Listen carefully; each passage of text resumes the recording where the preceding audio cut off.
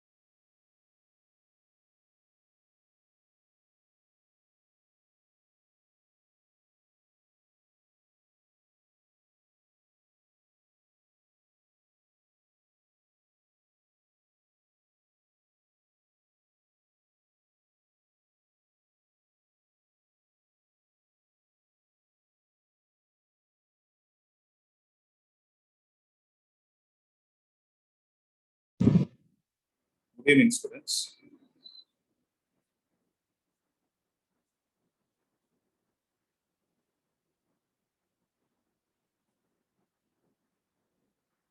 Am I audible?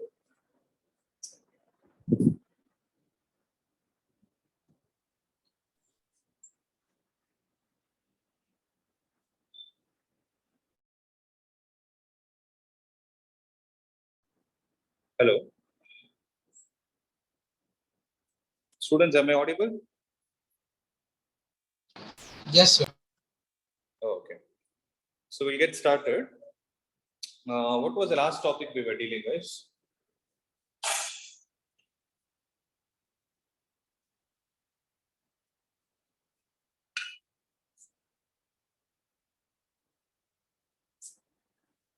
Sir, we solved 7.8.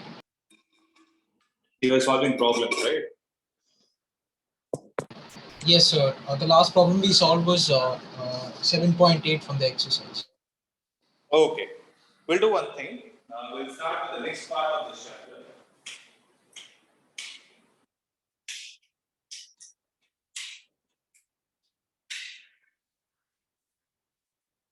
Okay. Just give me a second, okay?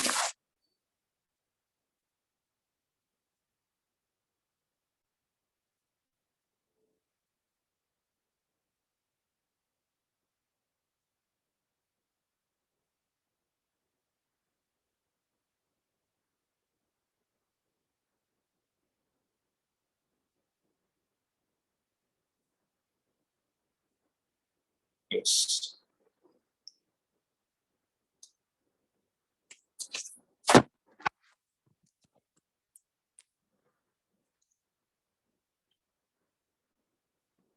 So, write it down.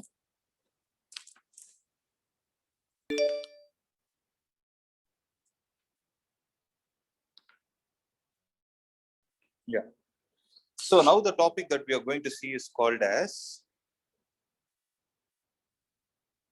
equations of motion, or I'll say equations of an object in rotational motion with constant angular acceleration. Okay. So that is the topic we are going to deal with. Please write it down. So it is very simple. Like, can you guys tell me what are the equations of motion for an object in uniform object moving with uniform acceleration?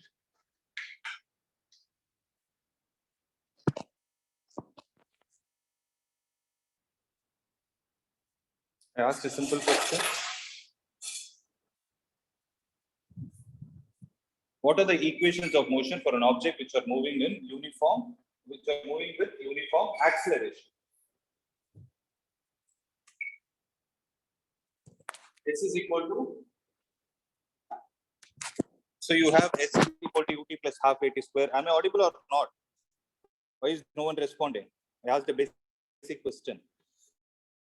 So we know that S is equal to ut plus half at square, v is equal to u plus at, v square minus u square is equal to 2as. Similarly, when it comes to rotational motion, provided the object is revolving with a constant angular acceleration, then the equations are taken like this. Write it down. Theta, or I will start with this thing.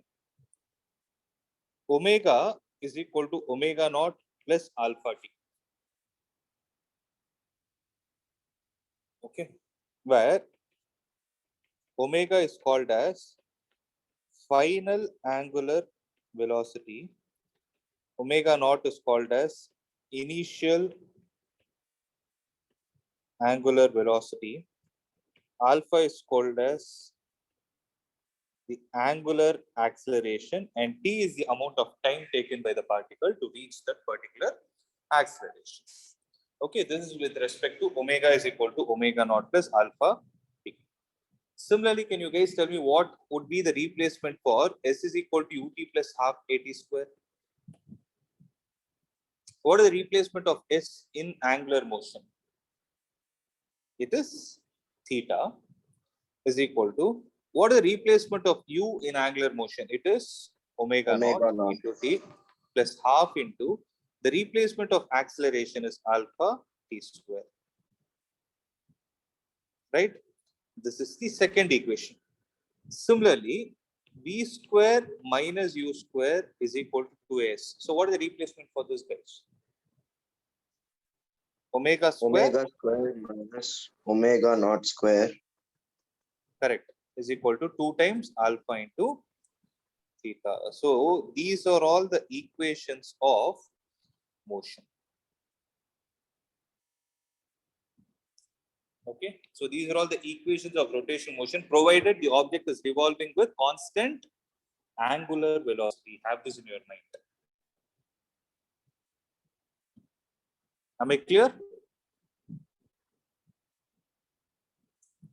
Is there any doubt? Clear, sir. Clear. Good.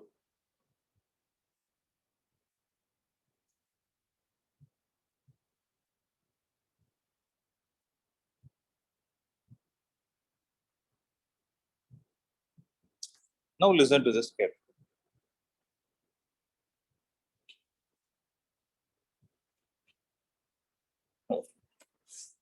Now, did I explain that torque is equal to I alpha? Did we see this expression? I would have explained from this thing. F is equal to mass into acceleration. Right? Multiply and divide it with r square.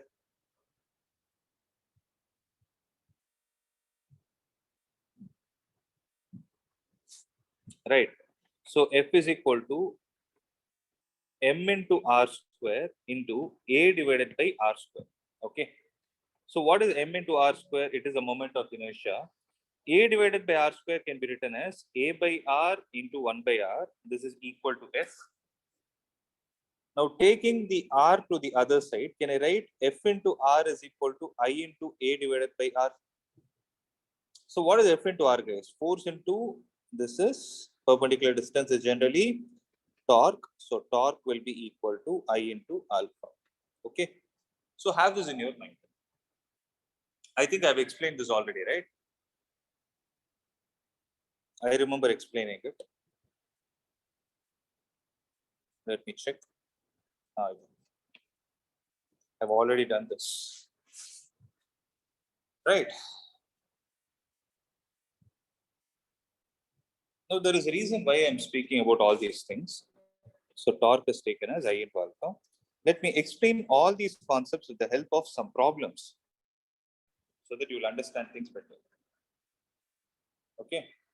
But before I explain the problems, there is one table that you need to understand. So give me a confirmation, guys. Do you guys remember the moment of inertia for a thin rod about an axis passing through the center? It is ml square by 12. I remember deriving this also. We derived it through the edges also. That is ml square by 3. Do you guys remember or not? Yes or no? Yes, sir. Okay. So ml square by 12. So for us to solve certain problems, right? You need to know, you need to memorize certain moment of inertias. One is for a thin circular ring of radius r, when the ring is rotating about its center and perpendicular to the plane of the ring, then the moment of inertia is m into r square. Okay. So if you have a thin circular disk which is revolving about its diameter, then it is mr square divided by 2. Similarly, if you have a circular disk revolving about its center and perpendicular to the plane of the disk, then that is also mr square by 2. Okay. So if you have a circular disk which is revolving about its diameter, it is mr square divided by 4. Then, if you have a hollow cylinder of radius r, the moment of inertia about its natural axis is mr square. If you have a solid cylinder of radius r, then about its axis of rotation, it is mr square divided by 2. Then for a solid sphere of radius r, about its diameter. So for a solid sphere, the diameter is anything that is 2 into mr square divided by 5. Okay. So all these, you can ask me, how did we get these values, sir? All these are derived using this formula, integral of r square dm. Like how we derived for ml square by 12, the same thing is used for other things also, and you will get the answers. As of now, if you remember, that is more than sufficient. You need not sit and derive all those things. Okay. So I hope everybody has textbook in your hand.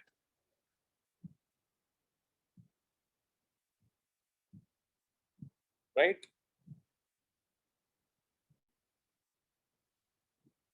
Now see.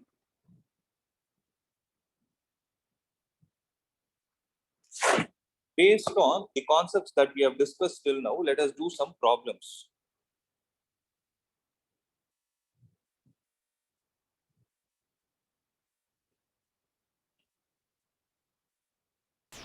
Sir, Please tell me. Tell me.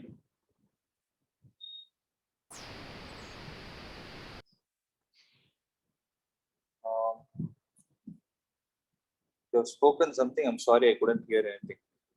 Please let me know what. No, sir, nothing, sir. You can continue. Continue? Okay. Listen. So, shall we try this problem? Now, see, the angular speed of a motor wheel is increased from 1200 RPM. RPM stands for any idea? Revolution per minute. Yeah. Rotations per minute or revolutions per. Okay.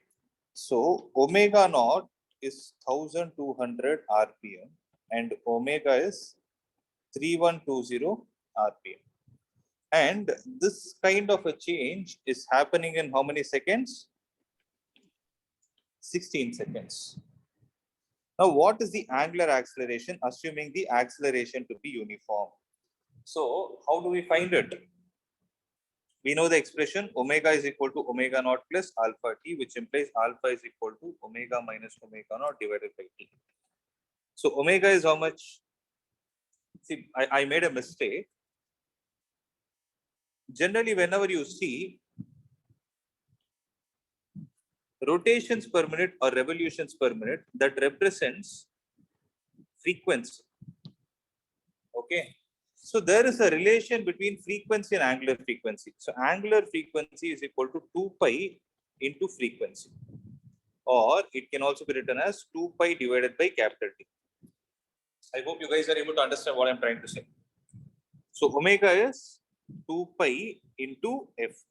So omega naught is actually not 1200 RPM. It is 2 pi into 1200 RPM. Similarly, omega is how much? 2 pi into 3120 RPM.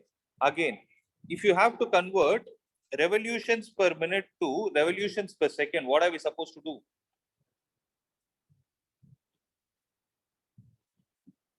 RPM to Multiply by 60. See, it is 2 pi into 1200 per minute.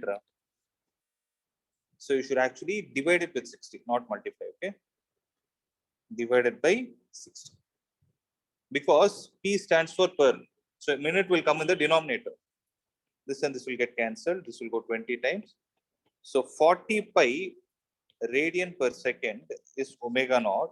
Similarly, omega will be how much? 2 pi into 3120 divided by 60. This and this will get cancelled. This will go 52 times. It is 104 pi radian per second. Okay, alpha will be equal to omega minus omega naught divided by t. So 104 pi minus 40 pi, the whole divided by t is 16. So how much will you get? 64. So answer is 4 pi radian per second square.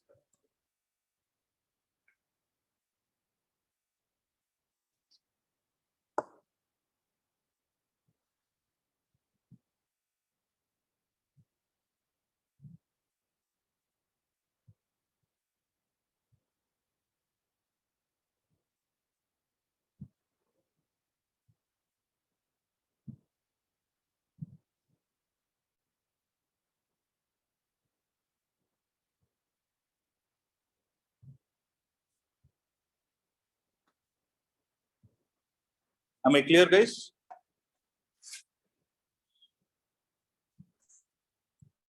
Next, how many revolutions does the engine make during this time? Now tell me one thing. If it makes one revolution, how many radians will it be able to cover? 2 pi.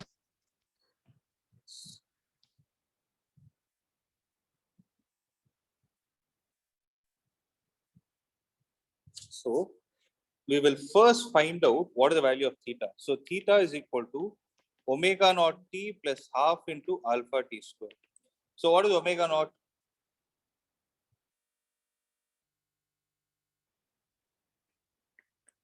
Forty pi into t is 16 plus half into alpha is how much? 4 pi into t square, that is 256. So this will go 2 times. 1640 is 640 pi plus 512 pi. How much is this? 2, 5. So 1152 pi radians is what has happened. But they didn't ask us how much is the angular displacement. What did they ask? They asked the number of revolutions.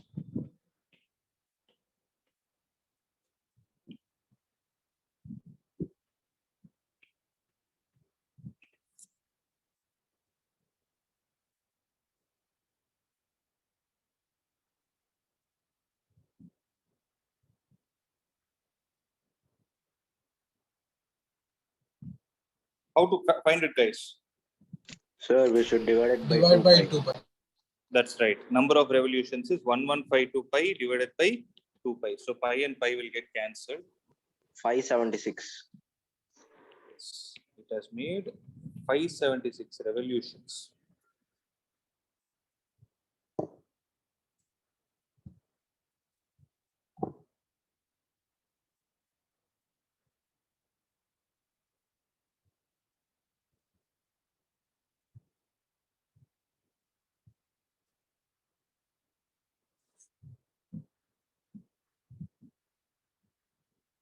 Right.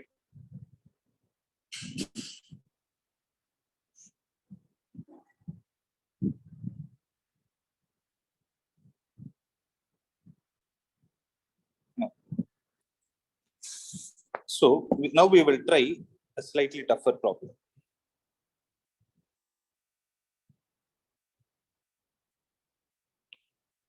See, this chapter is all about problems. Okay. If anything is tough, please let me know. Now listen. There is a cord. So here, cord means a string. So there is a cord of negligible mass, which is wound around the rim of a flywheel of mass 20 kilogram. So there is a flywheel.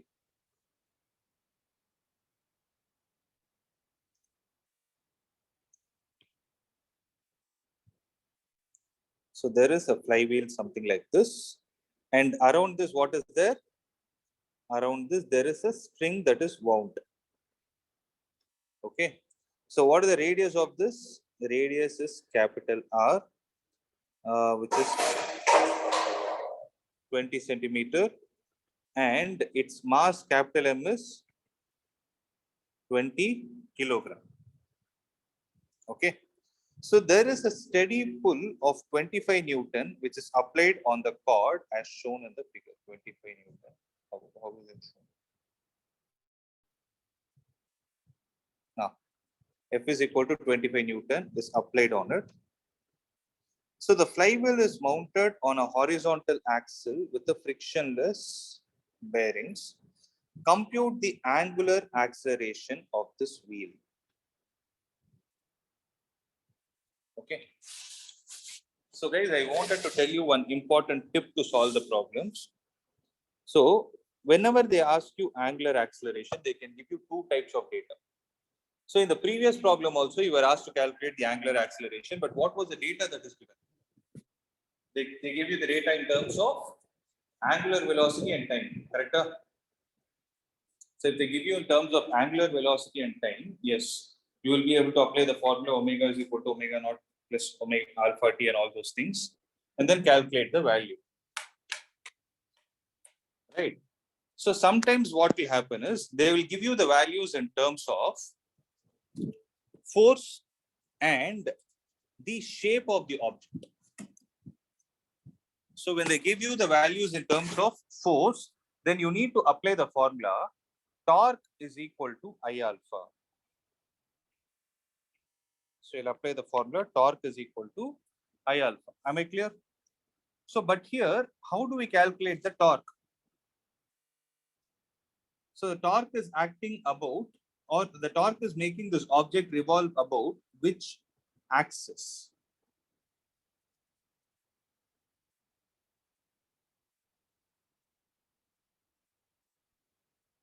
Z-axis.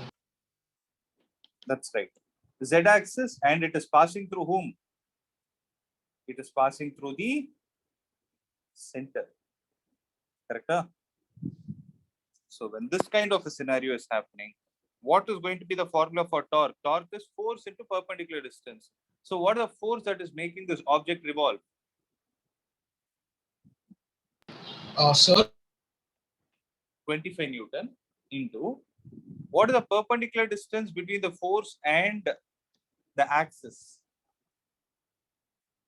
It is 20 centimeters. So 20 into 10 power minus 2 meter is equal to, so flywheel is actually a disc. What is the moment of inertia of a disc about its center of mass? What is the moment of inertia of a disc about its center of mass?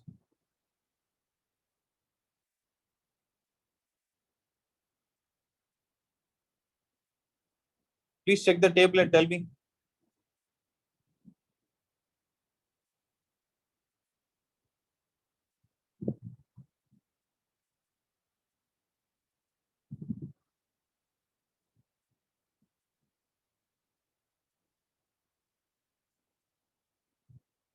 What is the answer, guys? It is mr square divided by 2. Correct? If you want, I'll show you.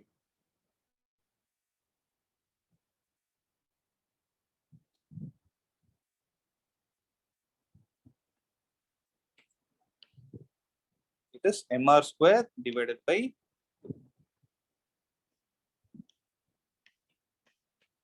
into alpha is what you need to find. So if I write everything in terms of general parameters, there might be certain terms that will get cancelled. Force into distance, perpendicular distance. R and R will get cancelled. Alpha will be equal to 2 times F divided by M into R. So 2 into, what is the value of force, guys? It is 25 divided by mass of the object is 20 and the radius is 20 into 10 power minus 2. So this will go 10 times, 5 times, 4 times, 10 power minus 1, 5 by 4 is 1.25 into 10 power 1. Answer will be 12.5 radians per second square. So 12.5 radian per second square is going to be the angular acceleration of this particular object.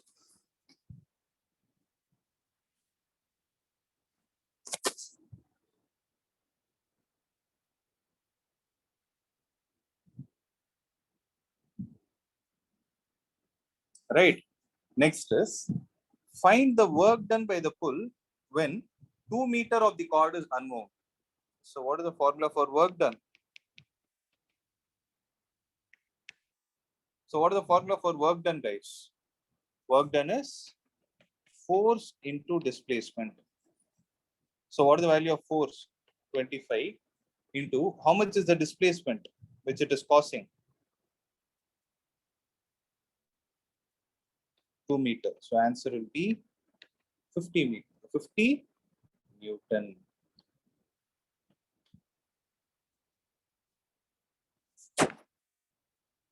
Okay.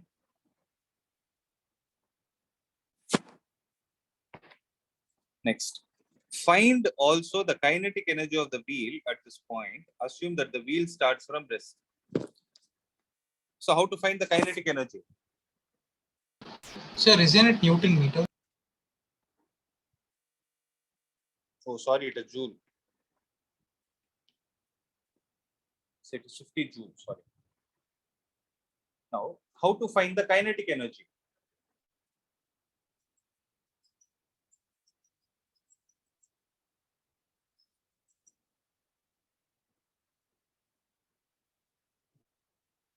So how to find the kinetic energy? Kinetic energy is nothing but work done. We know work energy theorem, right? Work done is equal to change in kinetic energy. So it is final kinetic energy minus initial kinetic energy.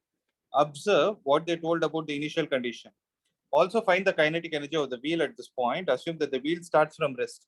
When it has started from rest, initial kinetic energy is 0. So final kinetic energy is nothing but the work done. So what should be the answer? It is same 50 joule. So you need not sit and solve.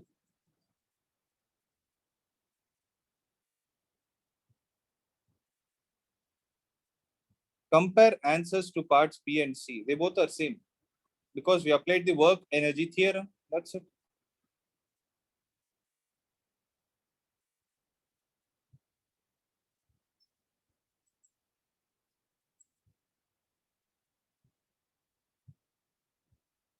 Right?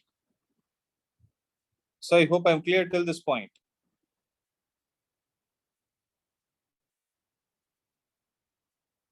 So next thing that we are supposed to see.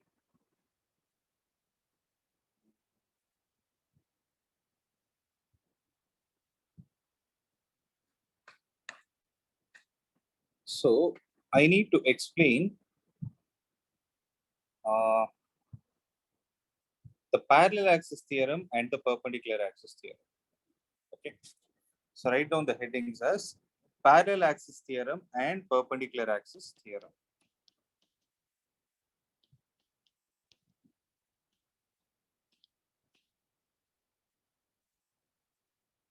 See, suppose I have a rod which is revolving about its center of mass. Okay. I want to find the moment of inertia about an axis which is parallel to the axis passing through the center of mass and at a certain distance from the center of mass. Okay. Then what is going to be the moment of inertia about this axis is what is given by the parallel axis theorem. Okay. It is not only for a rod. So what I'm trying to say is, if you know the moment of inertia of any object about its center of mass, then with respect to any axis which is parallel to this axis through the center of mass is given as, if I call this point as P, I about the axis through the point P is given as the moment of inertia of the center of mass plus the mass of the object itself into the distance between them, the whole square. So it is md square.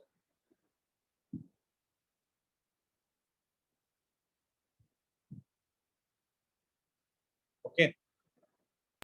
Sir, M is the mass of the whole rod. Yes, m is the mass of the whole rod. So it need not be only for a rod. For that matter, mass is the m is the mass of the whole object. Okay. Okay, sir. Good.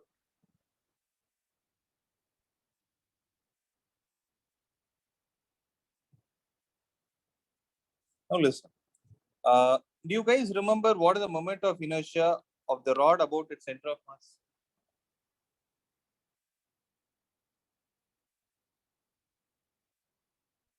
You can check your notes and tell me.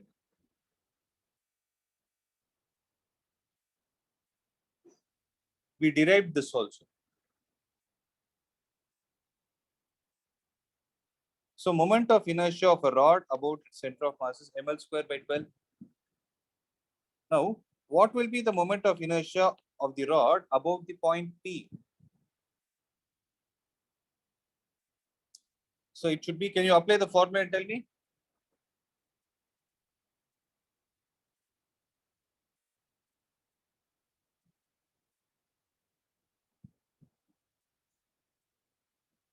Guys, why is no one responding? So moment of inertia about the point P is given as moment of inertia about the center of mass plus mass of the object into distance square. What is the distance between these 2 points?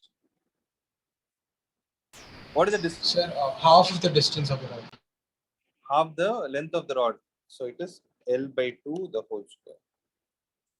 So the moment of inertia about the center of mass is ml square by 12.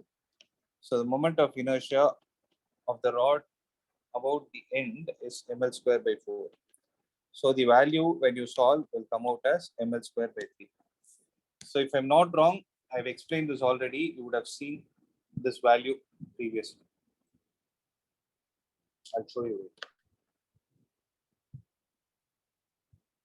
So ml square by 3.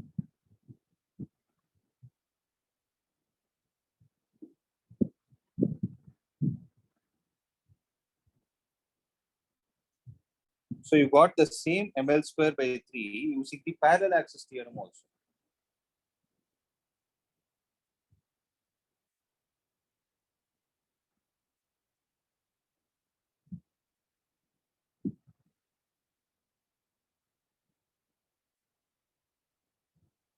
Please write it down. Let me know once you're done.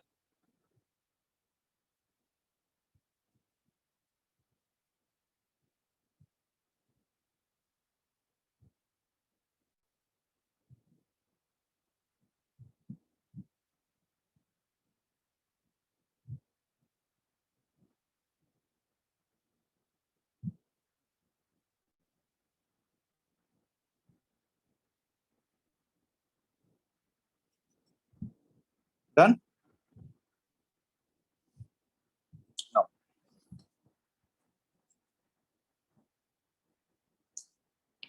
moment of inertia of a ring.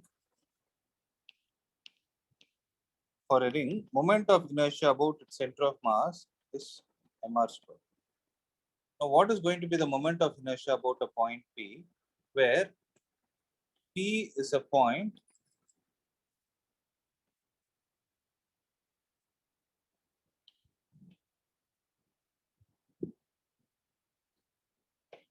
IP is equal to what?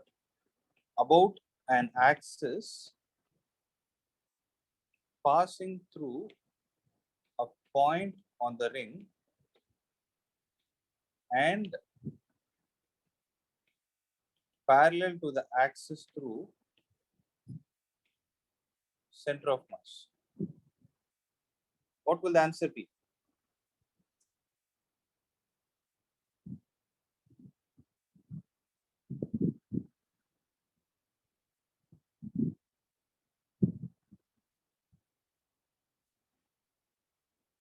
So IP will be equal to, so it is something like this. The ring is in this way. This axis is passing like this, and moment of inertia about an axis P passing like this. This is ICOM.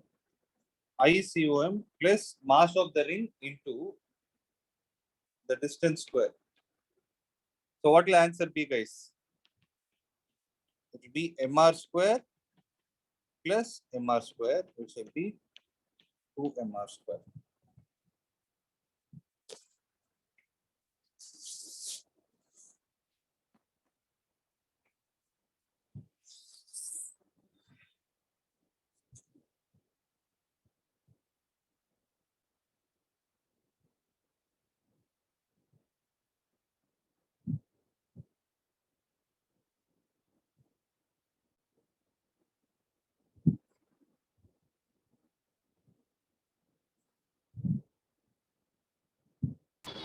Sir, Is it?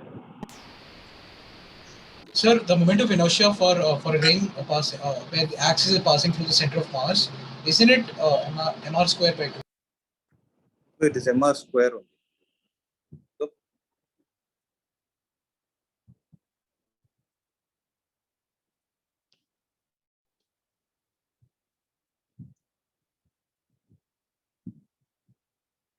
Okay, sir, got it. got it? Now, so let me take something like this. For the same ring, moment of inertia about the center of mass and diameter is MR square by 2. Now, what is the moment of inertia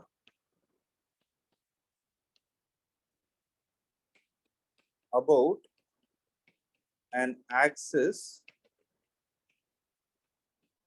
tangential to the ring?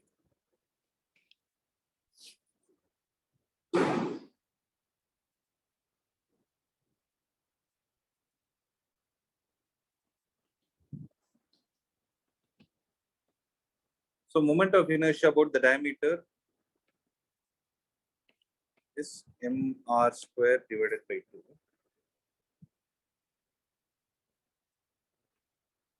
About this axis, what is it going to be?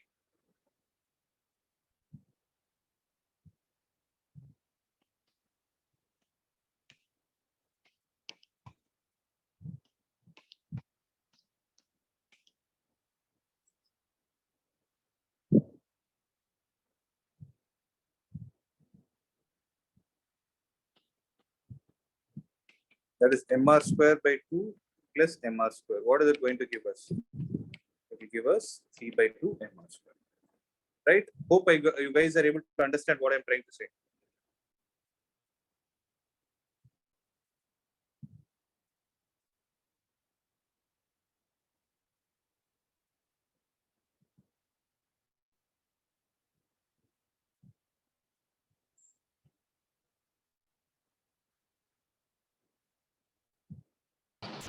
Sir, Please tell me. sir, will this formula work for if the axis is acting like a chord to the ring? It is, see, something like this.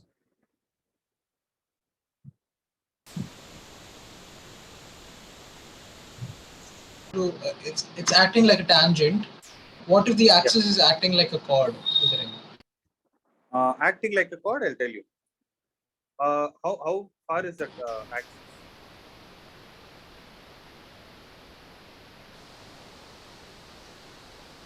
How far do you want that chord to be? You tell me, no? I'll draw a chord. Acting like a chord to this one. Yeah. A chord is fine. Like, how far do you want me to be? See, generally, I can't take a chord. They call it as a secant because chord is a line segment. Secant is a line. Axis means it should be a line, not a line segment. No? I'll call it as a Yes, sir. Okay, I'll call it as a secant. How far do you want? My question is, see, if I say tangent, the tangent is at a distance of r from the center. I'm asking how far do you want it to be from the center? Oh, okay, sir.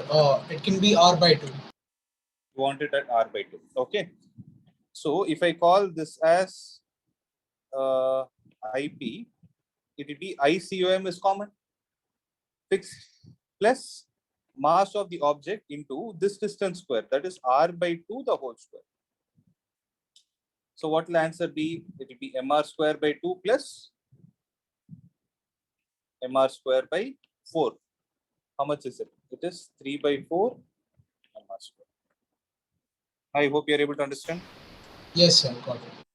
So that is how you do. Please make a note of it.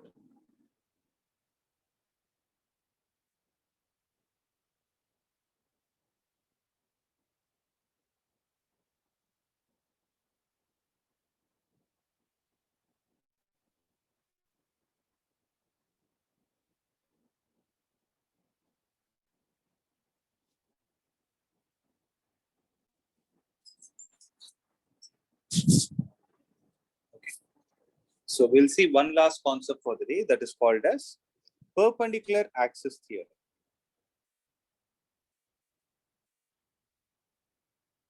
Okay. So or we can call it as theorem of perpendicular axis. Axis is plural. Okay. So before we see what this means, the first point I want you all to note it is perpendicular axis theorem is applicable only for a planar body, that is only for a two-dimensional object. So moment of inertia of a planar body is also called as a lamina, and you want to define it about any axis perpendicular to its plane is equal to sum of its moment of inertia about any two perpendicular axes concurrent with the perpendicular axis and lying in the plane of the body. Okay, let me explain the statement. Let's not try to confuse.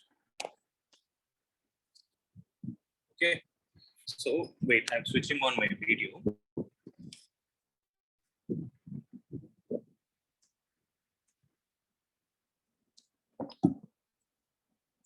Listen.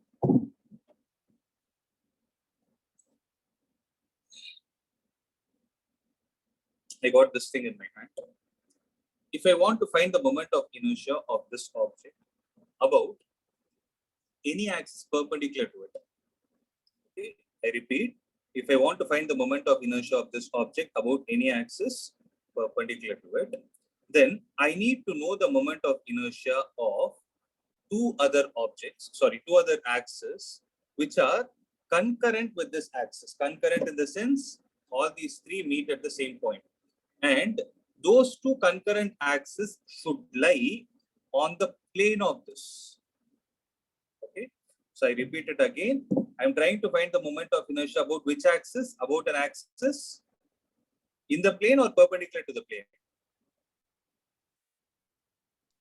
Perpendicular to the plane. Perpendicular to the plane. For that, what is my requirement? What should I know? I need to know the moment of inertia of two other axes which are in the plane of this rod or whatever material you call it, such that they both are mutually perpendicular to each other, accepted? Okay, suppose I call this axis as x-axis and this axis as y-axis. See, if this is the plane, okay, I call this as x-axis, this as y-axis. I am trying to find the moment of inertia about z-axis. Then the statement of perpendicular axis theorem goes like this. If you have a two-dimensional shape in hand, you want to find the moment of inertia about an axis perpendicular to the plane, then you need to add the moment of inertia of two other perpendicular axes which are in the plane of that particular material. So Iz will be equal to Ix plus Iy. Are you able to understand? Sir, Please tell me. sir, won't IX Won't Ix be? I didn't get you. Won't Ix be what? sir, won't IX be equal to IY? Depending on the symmetry. If it is symmetrical, yes, it is. For this kind of an object, no. Because it's a rectangle, right? It is not symmetric along x and the y direction. X is more, y is more. Whereas had it been a square, yes, what you asked us. Had it been a circle, what you asked us, right? Had it been a disc, yes, you're right. Okay, sir, got it. Now, the next question I have is, can I apply this concept to a sphere, solid sphere? for a solid cylinder? Can we apply this concept to a solid sphere or a solid cylinder? The answer is, what is the answer? The answer is no. Why? Because sphere and cylinder are what kind of shapes? Rounded. 3-dimensional. Three-dimensional. Right? So for three-dimensional objects, you cannot apply this theorem. You can apply it only for a two-dimension. Whereas parallel axis theorem can be applied for both two-dimension and three-dimension. I hope you guys understood. Okay. Now, what I'm going to do is, if I have a ring, and for that ring, the axis is passing through the center of mass. Okay. So what is the moment of inertia of a ring about its center of mass?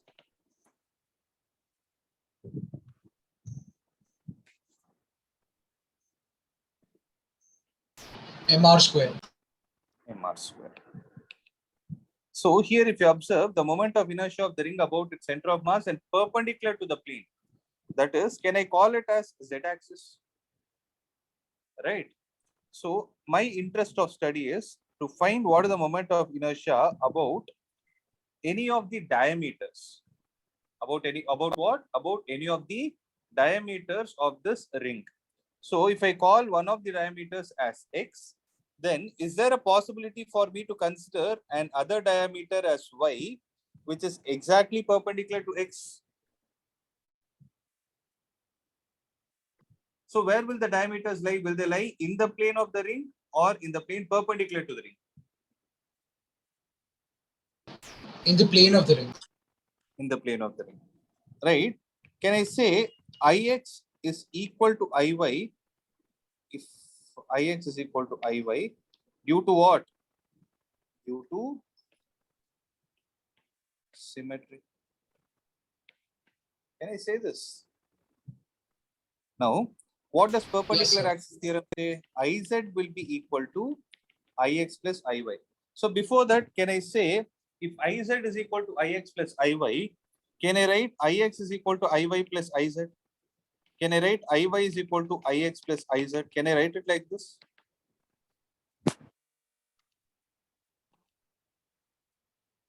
Can I write it or not? Think about it.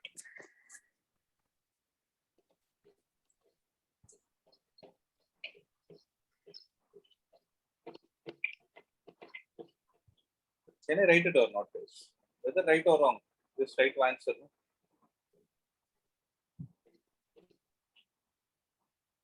What is your opinion? Can we write it? No, sir. I would say you cannot write it. Why? Sir, because suppose if like the y and z are not lying in the same plane. Okay, you're almost there. You've answered in terms of plane. I'm happy about it. The theorem clearly says one thing. I would like to read the theorem. What does it state? The moment of inertia about any axis perpendicular to its plane is equal to the sum of, so you need to add only those, you need to add the moment of inertia about those axes which lie on the plane. Okay. So if you look, if I write it something like this, then Ix is on the plane. Ix is equal to Iy is on the plane, but Iz is out of the plane.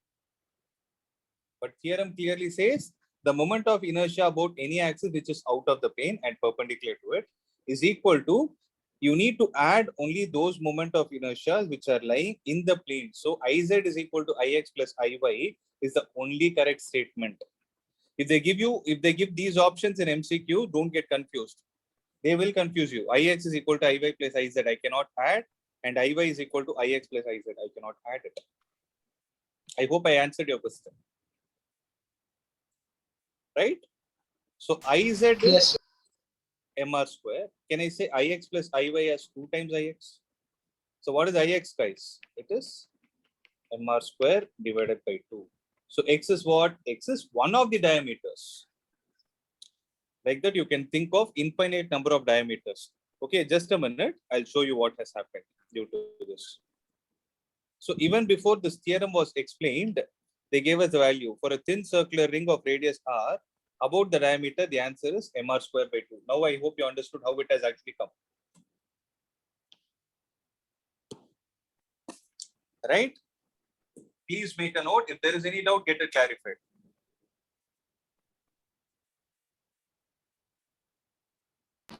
Sir, sir, for the axes which are lying in the plane of the object, not like Okay. not necessarily the ring or a circular object.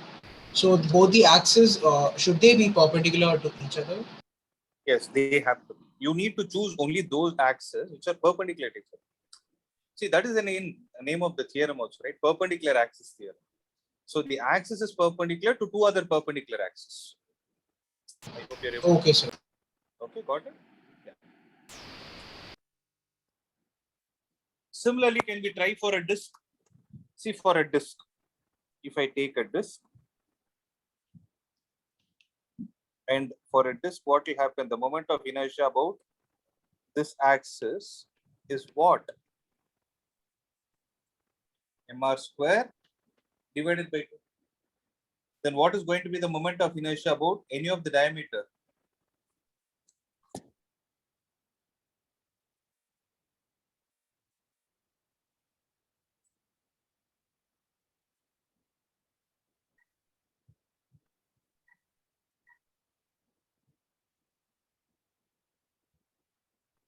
What is going to be the moment of inertia about any of the diameter? If I take one of the diameters as x, okay, I will take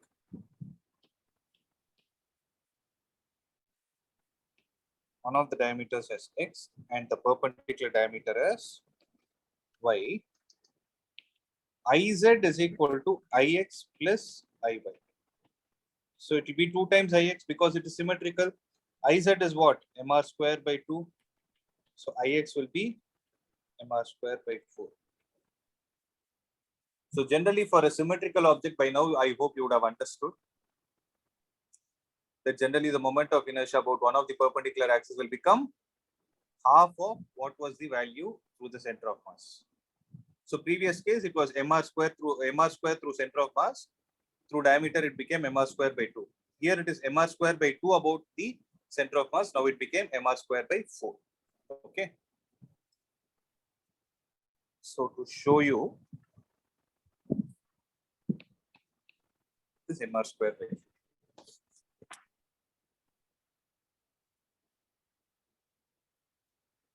Okay.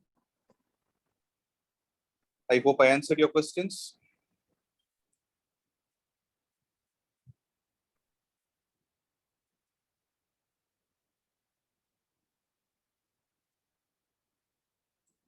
So this is all about the perpendicular axis theorem. So we have seen what is parallel axis theorem and we have seen what is the perpendicular axis theorem. There are certain cases where the parallel and the perpendicular axis theorem have to be applied simultaneously. Okay. So in tomorrow's class, I'll be starting another topic called as radius of gyration. And after I complete radius of gyration, I'll be explaining the angular momentum. With that, 90% of this chapter is over. Then the last topic that is left out is rolling motion. Maximum by next Monday we can complete, or Tuesday we'll complete. There is no hurry. We can complete it by next Tuesday also. Till then, keep revising. This chapter is not easy as you people think. By now you would have realized that it is slightly a tougher chapter. So this chapter needs more of your attention and practice. Clear, guys? Apart from this, is there any other doubt that you have?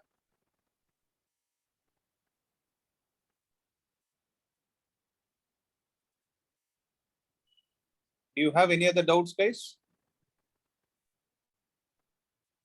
No, sir. No, sir. Okay. So please keep revising and we will try to solve as many problems as possible. Okay, I'll see you all tomorrow.